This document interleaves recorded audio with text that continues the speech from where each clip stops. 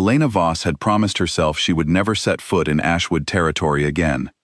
7 years was a long time to build walls, and she had built hers carefully, brick by brick, out of quiet mornings, herbal medicine, and the small hand of her son wrapped around hers. But promises made in pain rarely survive when the world decides to test them. The message arrived on a gray Tuesday morning, carried by a pack messenger who would not meet her eyes. A sickness had spread through the youngest wolves of Ashwood, a strange fever that their own healers could not break. Elena's name had come up because of her skill with rare mountain herbs, skill she had built in exile, out of necessity, out of loneliness. She read the letter twice, her hands trembling. She wanted to say no. Every instinct told her to refuse, to protect herself and Kai from a place that had once thrown her away like she meant nothing. But children were dying, or close to it, and Elena had never been able to turn away from a child in danger. She packed a bag that night, and when she looked at her son sleeping peacefully in his bed, she almost changed her mind. Almost. "Where are we going, Mama?" Kai asked the next morning, his brown eyes wide with sleepy curiosity. "Somewhere I used to live," Elena said carefully. "We won't stay long." Kai did not ask more questions. He rarely did about her past. He was 7 years old, bright and unusually perceptive for his age, with a quiet confidence that sometimes unsettled her. She had never told him about his father. She had never known how to. The drive to Ashwood territory took most of the day. Elena felt the change the moment they crossed the border, a subtle shift in the air that only those born of wolf blood could sense. Memories rushed toward her, uninvited. The training grounds where she had once sparred, the garden where she had first spoken with Damien, the ceremony hall where, on one moonlit night 7 years ago, she had become his bonded mate in a ritual only a few had witnessed. And then the accusations, the confusion in his eyes when he looked at her like a stranger, the elders declaring her a liar, a manipulator who had tried to trap their alpha with false claims of a bond that, according to every mark and every memory he carried, had never happened. She had been pregnant, terrified, and utterly alone when they cast her out. She had never stopped loving him.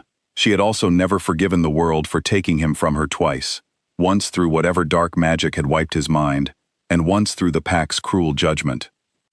The healer's quarters were modest but clean, and Elena was quickly put to work.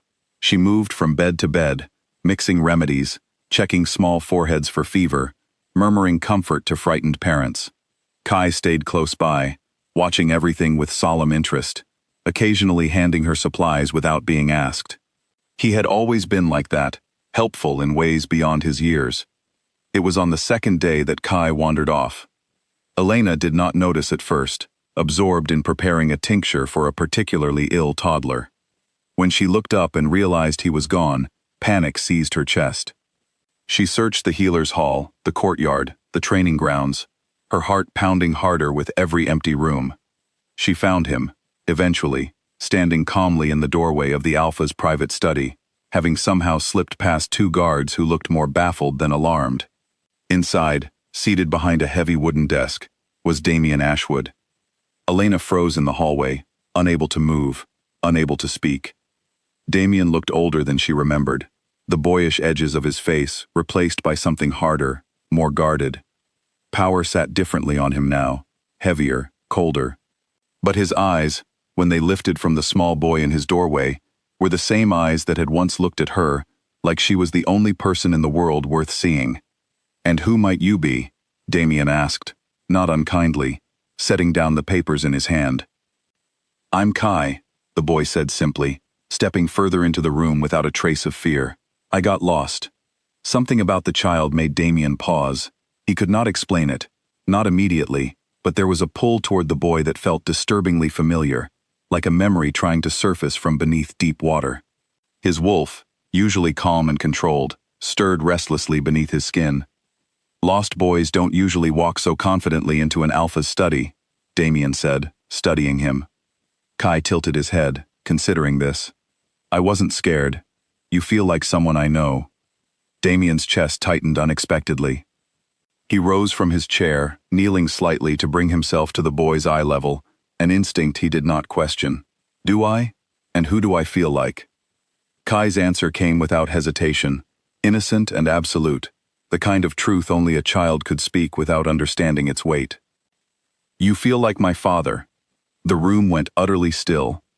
Elena, standing frozen in the doorway, felt the floor tilt beneath her. She had spent 7 years preparing explanations, excuses, careful half-truths, to give Kai when he was old enough to ask about his father. She had never imagined the truth would announce itself this way, spoken plainly by her son to the very man who no longer remembered loving her. Damien's guards exchanged startled glances. One reached instinctively for his radio, unsure what protocol applied to a moment like this. Damien himself said nothing for a long, suspended moment, his hand rising unconsciously to grip his own forearm, where a faint mark, one he had never been able to explain, had lived beneath his skin for years. It burned now, sharp and sudden, like a coal reigniting after being buried in ash. He looked up and saw Elena in the doorway. Recognition without memory is a strange, painful thing. Damien did not know why his heart pounded at the sight of her, why his wolf pressed forward beneath his skin, as though trying to reach something precious it had lost. He only knew that looking at her felt like standing at the edge of a door he could not open, one that led somewhere important, somewhere his own mind had been sealed away from. "Elena," he said, and her name felt strange and right on his tongue at the same time. "I'm sorry," she said quickly, stepping forward to take Kai's hand. He shouldn't have wandered off. "We'll leave you." "Wait." The single word carried the weight of command, but there was no coldness in it, only urgency. Damien straightened, his eyes moving between Elena and the boy with growing intensity. "That mark on my arm. It has burned exactly twice in 7 years. Once, the day I woke with no memory of the previous month, and now, Elena's breath caught. She had not known the mark still existed, had not dared to hope any piece of their bond had survived whatever curse had been used against him. "We need to talk," Damien said quietly, alone. That evening, after Kai had been settled with a kind pack member who read him stories by the fire, Elena sat across from Damien in his study, the same room where her son had spoken words that shattered 7 years of careful silence. "Tell me everything," Damien said, "from the beginning." So she did. She told him about the bonding ceremony, held in secret because their union had threatened the fragile peace between Ashwood and a rival pack whose leader had wanted an alliance through marriage instead. She told him about the weeks of happiness that followed, hidden but real, and then the sudden morning she found him staring at her like a stranger, his memory of their entire relationship simply gone. She told him about the elders, quick to believe a manipulative claim over the mate bond she insisted was real, especially once the rival pack's witch was suspected of tampering with pack magic to protect their political interests. She told him about the humiliation, the banishment, and the long journey alone into exile while carrying his child. Damien listened without interrupting, his jaw tightening more with every detail, his hands curling into fists on the desk. When she finished, silence stretched between them, heavy with 7 years of stolen time. "I don't remember any of it," he said finally, his voice rough. "But I believe you. Every word." "You don't have to." "I do," he interrupted gently, "because a piece of me has been searching for something I couldn't name since the day I lost my memory, and that piece just called me father, in the hallway outside my study." He looked at her, something raw and unguarded breaking through his composed exterior. "I need my memories back, Elena, not to make up for lost time. Because I want to remember loving you. I want to know what I felt before someone stole it from me." There was, fortunately, a way. Ashwood's oldest healer, a woman who had served 3 generations of alphas, believed that a blood tie ritual, one drawing on the connection between parent and child, might be strong enough to break through whatever magic had been used to erase Damien's memory. It was risky. It required Kai's participation, something Elena hesitated over deeply. "He's just a child," she said. "I won't put him in danger." "I would never ask you to," Damien said, "but the healer believes the ritual causes him no harm. He is simply a bridge, not a sacrifice."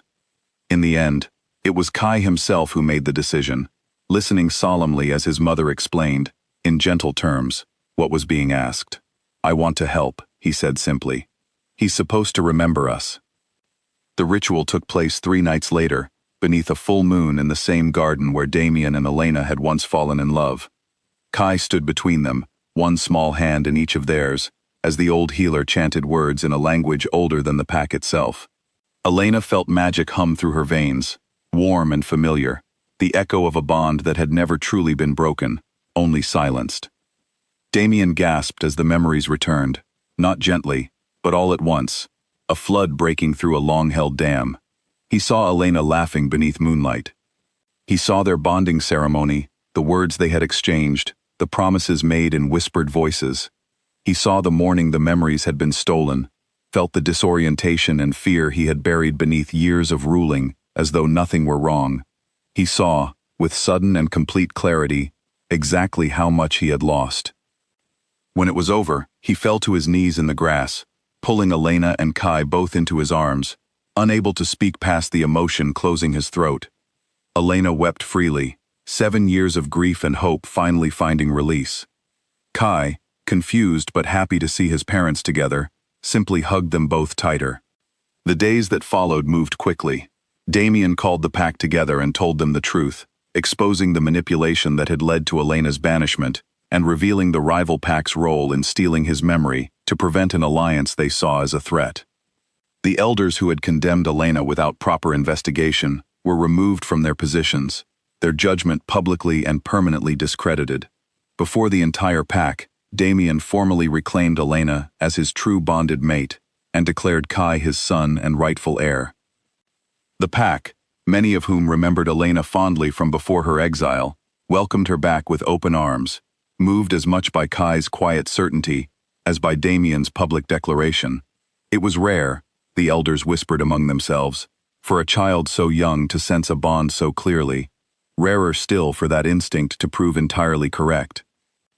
Weeks later, Elena stood in the same garden where everything had changed, watching Damien teach Kai how to identify the different plants growing along the stone path, patiently answering every question their son asked, with more enthusiasm than she had ever seen in him. The weight that had lived in her chest for 7 years, the fear, the loneliness, the quiet ache of raising a child without his father, had finally begun to ease. Damien looked up and caught her watching them, a smile breaking across his face, the kind of open, unguarded smile she remembered from before everything went wrong. He crossed the garden to stand beside her, wrapping an arm around her shoulders, as Kai continued examining a flower with intense concentration nearby. 7 years, Damien murmured. 7 years we lost. We're not losing any more, Elena said quietly. No, he agreed, pressing a kiss to her forehead. Never again. Kai looked up from his flower, grinning at them both without a trace of the confusion or fear a child might carry after such an extraordinary week. To him, it had always been simple. He had recognized his father the moment he saw him, long before anyone explained why. Some truths, it seemed, did not need memory to be known. They only needed a chance to be spoken aloud. And in the quiet peace of the Ashwood garden, beneath the soft afternoon sun, a family that had been broken by lies and stolen time finally stood whole, bound not by magic or ceremony alone, but by a love that had somehow, impossibly, survived everything meant to destroy it.